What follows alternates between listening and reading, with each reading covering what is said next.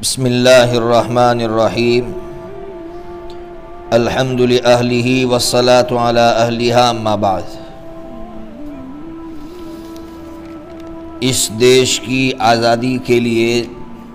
جن سپوتوں نے بڑی بڑی قربانیاں دی، اپنا سب کچھ قربان کر دیا، ان سپوتوں میں سر فہرست جس سپوت کا نام ہے وہ غیور، دیش پریمی، دیش سے محبت کرنے والا حضرت ٹیپو سلطان رحمۃ اللہ تعالی علیہ ہے۔ شہید وطن حضرت ٹیپو سلطان رحمۃ اللہ تعالی علیہ کا جنم 1750 میں میسور کی سرزمین پر ہوا۔ بچپن ہی سے دیش کی محبت ان کی رگ رگ میں رچائی بسائی گئی تھی، اسی لیے حکومت سنبھالتے ہی انگریز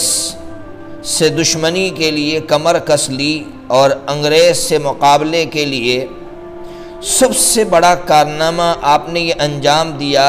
کہ اس دیش کے جتنے حکمران تھے جو آپس میں بٹے ہوئے تھے ان کو ایک کیا۔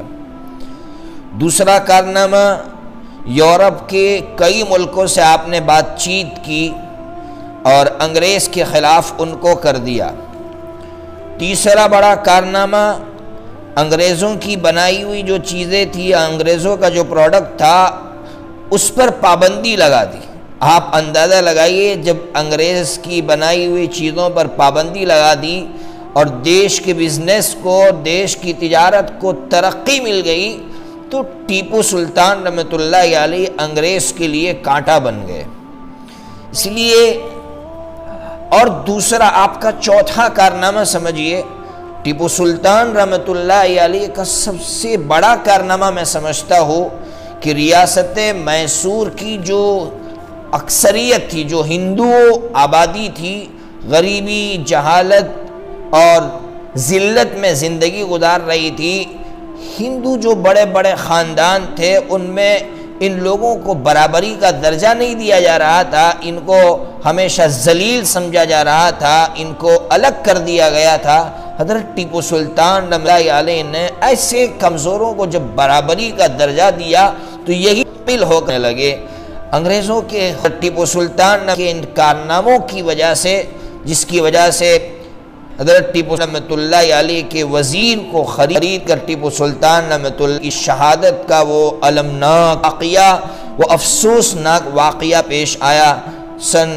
1799 عیسوی میں سب سے پہلے جب کسی نے مخبری کر دی کہ یہی ٹیپو سلطان ہے، تو انگریز نے گولی چلائی جو آپ کے سینے پر لگی، آپ گر گئے۔ انگریز جب مارنے کے لیے قریب آیا، اللہ اکبر، کیا شعر تھا! حضرت ٹیپو سلطان رحمۃ اللہ علیہ نے اس کو بھی برداشت نہیں کیا کہ یہ ظالم میری تلوار کو ہاتھ لگائے۔ لکھا ہے تاریخ کی کتابوں میں کہ وہ جگہ بہت تنگ تھی، اس کے باوجود ٹیپو سلطان رحمۃ اللہ علیہ کھڑے ہوئے اور کھڑے ہو کر جتنے انگریز تھے وہاں سب کو قتل کر ڈالا۔ اللہ اکبر، یعنی جاتے جاتے بھی ان انگریزوں کو جہنم رسید کر کے گئے، اور وہ تاریخی جملہ کہہ کر گئے کہ شیر کی ایک دن کی زندگی گیدڑ کی 100 سالہ زندگی سے بہتر ہے، اور اپنی جان حوالے کر دی۔ ٹیپو سلطان رحمۃ اللہ علیہ کے اس کارنامے کو دنیا کی کوئی طاقت بھلا نہیں سکتی ہے۔ آج وہ لوگ جو فرقہ پرست ہیں، جو دیش کا ٹکڑا کرنا چاہتے ہیں، وہ لوگ یہ چاہ رہے ہیں کہ حضرت ٹیپو سلطان رحمۃ اللہ علیہ کو تاریخ کے پنوں سے نکال دیا جائے اور ان کے خلاف زہر اگلا جائے، لیکن اللہ رب العزت بڑوں کی قربانیوں کو، دیش کے لیے دینے والے کی قربانیوں کو کبھی بھی بھلاتا نہیں ہے۔ اس لیے تاریخ کے پنے آج بھی محفوظ ہے، اس کو مٹانا ناممکن ہے۔ حضرت ٹیپو سلطان رحمۃ اللہ علیہ کو جس عنوان سے بدنام کیا جاتا ہے، اس میں ایک عنوان یہ ہے کہ وہ ہندوؤں کے ساتھ بہت زیادہ کٹر تھے، تشدد کا معاملہ برتتے تھے۔ حالانکہ ٹیپو سلطان رحمۃ اللہ علیہ کی زندگی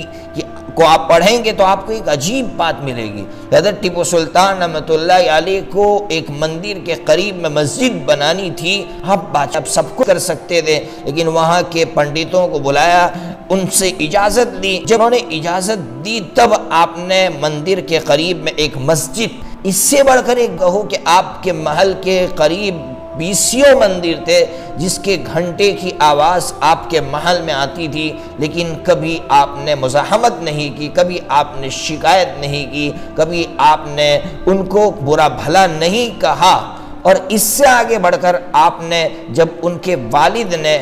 حیدر نے جب ایک مندر تعمیر کرنے کا ارادہ کیا، وہ اس دنیا سے چلے گئے، ٹیپو سلطان رحمۃ اللہ علیہ نے اس مندر کی تکمیل کروائی ہے، اس کو مکمل کروایا ہے۔ اس لیے میں کم از کم مسلمانوں سے کہوں گا کہ یہ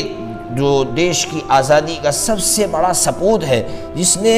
49 سال کی عمر میں ایک انقلاب دیا، اس لیے آپ کی موت کے بعد انگریز نے یہ کہا تھا کہ اب یہ دیش ہمارا ہے، اب یہ دیش ہمارا ہے۔ آپ اندازہ لگائیے کہ انگریزوں کو کتنا ڈر تھا حضرت ٹیپو سلطان رحمۃ اللہ علیہ سے۔ اس لیے آج کے نوجوان ان کے کارناموں کو یاد کریں، ان کے کارناموں سے سبق لیں، اور ہمارے جو ہندو بھائی ہے، جو ہمارے نان مسلم بھائی ہے، ان تک پہنچا کر اس دیش پریمی کی قربانیوں کو زندہ رکھیں۔